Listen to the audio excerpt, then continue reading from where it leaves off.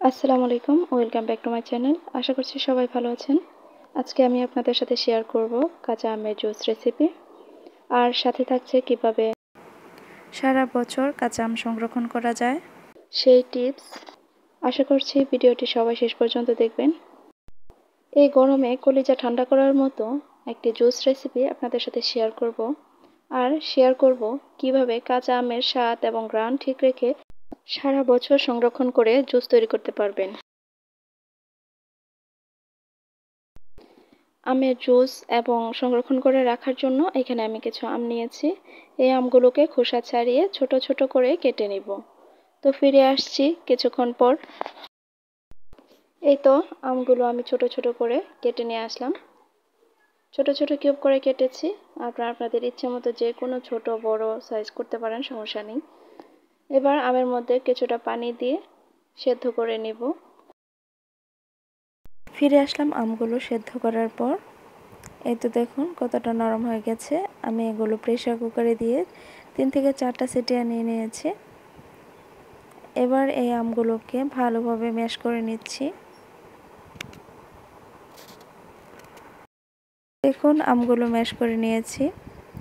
এবার এর মধ্যে স্বাদ বাড়ানোর জন্য আমি কিছু উপকরণ দিব। এখানে আমি নিয়েছি 1.5 কাপ মতো হবে পুদিনা পাতা, আর নিয়েছি 4-5টা কাঁচামরিচ। এগুলোকে ভালোভাবে পেস্ট করে নিব। এই তো পেস্ট করে নিলাম।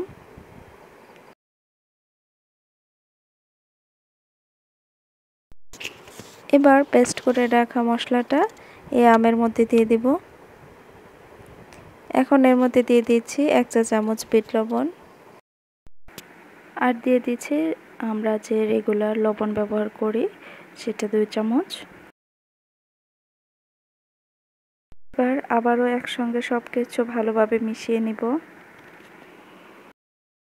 মেশানো হয়ে গেলে আমের এই পাল্পটাকে একটা স্ট্রেনারের সাহায্যে ছেঁকে নেব। এই তো আমি সবগুলো আমের পাল্প ছেঁকে নিয়েছি।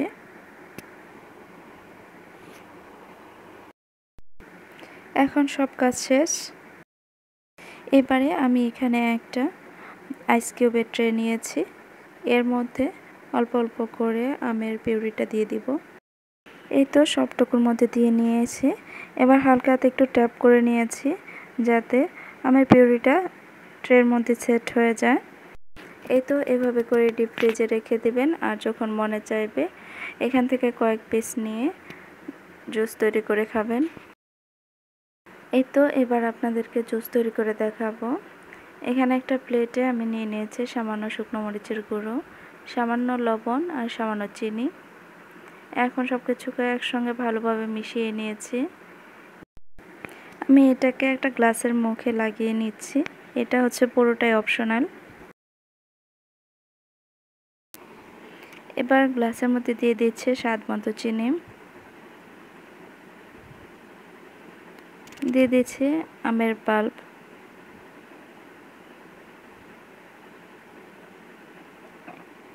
এখন দিয়ে দিচ্ছি ফ্রিজের ঠান্ডা পানি।